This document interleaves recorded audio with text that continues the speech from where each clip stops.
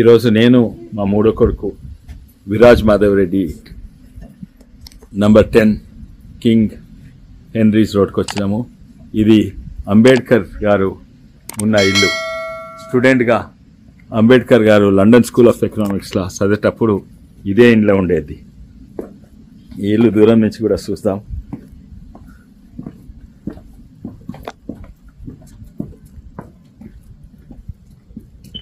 ఈ చుట్టుపక్కల అంతా ఇట్లుండేది. ఈ ఇల్లు అంబేద్కర్ గారు ఉన్న ఇల్లు.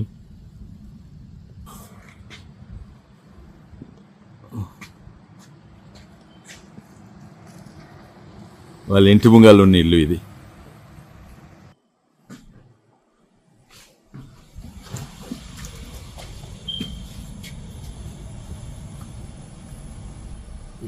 ఇంటి లోపలికి వచ్చినాము. ఇంటి లోపలికి వచ్చినాము. ఇది అంబేద్కర్ గారి ఇల్లు. ఇంట్లో ఒక బెడ్రూమ్లు ఉండేది. అంబేద్కర్ గారిను చాలా మంది అపార్థం చేసుకున్నారు. ఓసీలు, ఫార్వర్డ్ క్లాసులు, అట్లనే దళితులు కూడా ఎంతోమంది అంబేద్కర్ గారిని అపార్థం చేసుకున్నారు. ఇది నిజంగానే అంబేద్కర్ గారు ప్రత్యేకంగా తను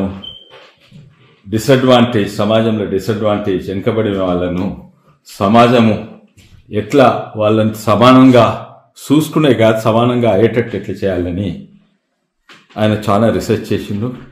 నాకు సంతోషం ఈరోజు ఇక్కడికి వచ్చినాము. ఎందుకంటే ప్రత్యేకంగా నేను మా కొడుకుతోటి ఇచ్చినాము. మా కుటుంబంలో మేము ఇద్దరమే ఒక హార్వర్డ్లో ఒక కోర్స్ చేసినాము. అది హార్వర్డ్ కోర్సు. అది justice, what is the right thing to do. And ఇది అంబేద్కర్ గారు ఉన్న ఇల్లు. ఈ కింద వెనుక చిన్న చిన్న గార్డెన్ ఉంది. అది కూడా అంబేద్కర్ గారు అక్కడనే ఉండేది. మా ఇంకో కజిన్ కూడా వచ్చిండు, సంజయ్, హ్యూస్టన్ నుంచి. సంజయ్ ఎక్కడన్నా హ్యూస్టన్ నుంచి వచ్చిండు సంజయ్. అండ్ ఫస్ట్ టైం మేము ఇక్కడికి వస్తున్నాము. ఇక్కడ బంగ్లా మీద ఒక రూమ్లు ఉండేది. బంగ్లా మీద ఒక బెడ్రూమ్లు ఉండేది అంబేద్కర్ గారు. ఇగో ఇది